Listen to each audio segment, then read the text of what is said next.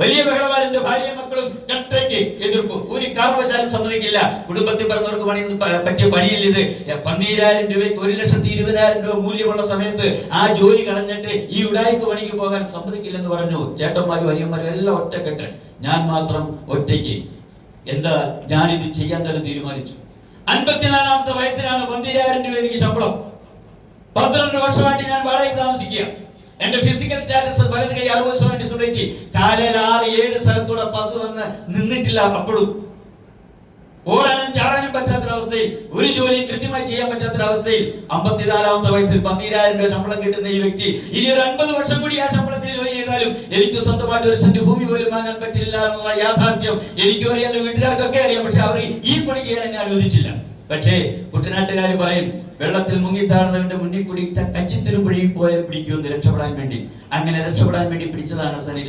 ഇന്നും വിട്ടിട്ടില്ല. നെഞ്ചിലാണ്, നെഞ്ചിലെത്തിയിട്ടാണ്. ഇഷ്ടപ്പെട്ട് ചെയ്തു. ഒരുപാട് പ്രശ്നങ്ങൾ ഉണ്ടായിരുന്നു.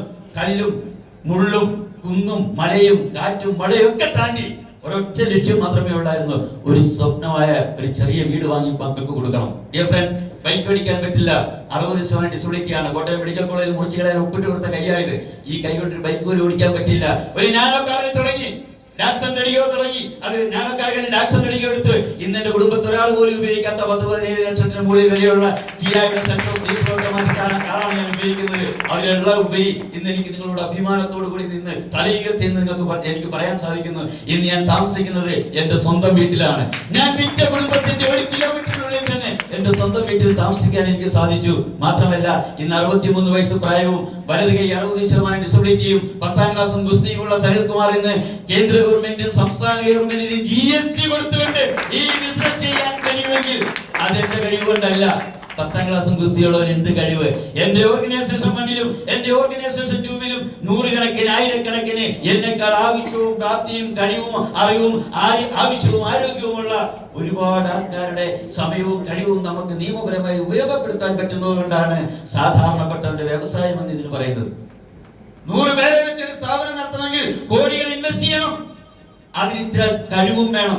ഡിയർ ഫ്രണ്ട്സ്, ഇതൊന്നുമില്ലാത്ത വീട്ടമ്മയ്ക്ക് ഇത് നേടാം. ഇവിടെ കോടിക്കണക്കിന് ജനങ്ങളുണ്ട്. ലോകത്തെ ഏറ്റവും കൂടുതൽ സാധ്യതയുള്ള രാജ്യം നമ്മുടെ ഇന്ത്യ.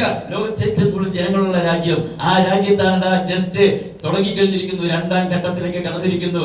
നിങ്ങളെ പുച്ഛിച്ചവരും നിങ്ങളെ പള്ളു പറഞ്ഞവരും നിങ്ങളോട് വേണ്ടെന്ന് പറഞ്ഞവരും ഒക്കെ തിരിച്ചു വരുന്ന ഘട്ടത്തിലേക്ക് നമ്മൾ കടക്കുകയാണ്. ആത്മാർത്ഥമായി ഏറ്റെടുത്ത് പഠിച്ചു മനസ്സിലാക്കി എഫേർട്ട് ഇട്ട് പണം ഉണ്ടാക്കിയാൽ ആ പണം നിലനിൽക്കും. യാതൊരു സംശയമില്ല.